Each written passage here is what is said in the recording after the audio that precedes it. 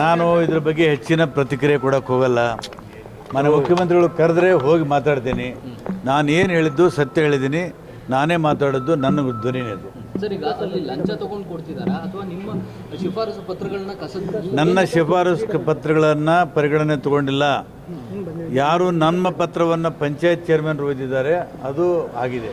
ಅಂದರೆ ನನ್ನಕ್ಕಿಂತ ನಮ್ಮ ಪಂಚಾಯತ್ ಚೇರ್ಮನ್ರೆ ಭಾಳ ಬಲಿಷ್ಠರು. ಆ ಥರದ ಪರಿಸ್ಥಿತಿ ಕಾಂಗ್ರೆಸ್ ಎಲ್ಲಿದೆ ಗೊತ್ತಿಲ್ಲ. ಎಷ್ಟು ಮನೆಗಳು ಕೇಳಿದ್ರು ಸರ್? ನಾನು 2,000 ಮನೆ ಕೇಳಿದ್ದೆ ಮುಂಚೆ. ಈಗ ಅವ್ರಿಗೆ ಎಷ್ಟು ಹಂಚಿಕೆ ಆಗಿದೆ ಸರ್? ಅವರಿಗೆ 1950 ಮನೆ ಆಗಿದೆ. ಇದು ನನ್ನ ಕ್ಷೇತ್ರದಲ್ಲಲ್ರಿ, ಬಹುತೇಕ ಎಲ್ಲ ಕಡೆ ನಡೆದಿದೆ ಇದು. ಬರ್ರಿ, ಎಲ್ಲ ಕ್ಷೇತ್ರಗಳಲ್ಲಿ ಮನೆ ಗೊತ್ತೇ ಇಲ್ಲ, ಇದು ಗ್ರಾಮ ಪಂಚಾಯತಿ ಮಟ್ಟದಲ್ಲಿ ಆಗಿದೆ. ಆಯ್ತು, ತನಿಖೆ ಮಾಡಿಸ್ಲಿ. CM ನಾನಾಗಿ ಹೋಗಿ ಭೇಟಿ ಮಾಡಲ್ಲ, ಅವ್ರು ಕರೆದ್ರೆ ಹೋಗ್ತೀನಿ, ಹೇಳ್ತೀನಿ. ಹೈಕಮಾಂಡ್ ಸಾಹಿತ್ಯ ಒಂದು ವರದಿ ಕೇಳಿದೆ ಸರ್. ನಾನು ಯಾಕೆ ಹೈಕಮಾಂಡ್ ಇರ್ತಾರಲ್ರಿ? ಅಲ್ಲಲ್ಲ, ನಿನ್ನೆ ಅವ್ರಿಗೆ ರಾಜ್ಯ ನಾಯಕರು ನಾನು ಹೊಟ್ಟೆ ಕಡಿತು, ನಾನು ಔಷಧ ತೊಗೊಂಡಿನಿ.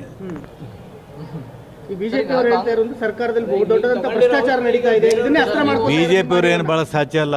ಅವರು ಎಲ್ಲ ಹೊಲಸು ಮಾಡಿನೇ ಹಾಳು ಮಾಡಿದ್ದಾರೆ.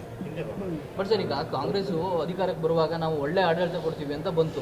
ಆದ್ರೆ ಈಗ ನೋಡಿದ್ರೆ ಬಡವರ ಮನೆ ಅದು. ಇವತ್ತು ಕೂಡ ಸಿದ್ದರಾಮಯ್ಯ ನೇತೃತ್ವದಲ್ಲಿ ಒಳ್ಳೆ ಆಡಳಿತ ಕೊಡುವಂಥ ಪ್ರಯತ್ನ ನಡೆದಿದೆ.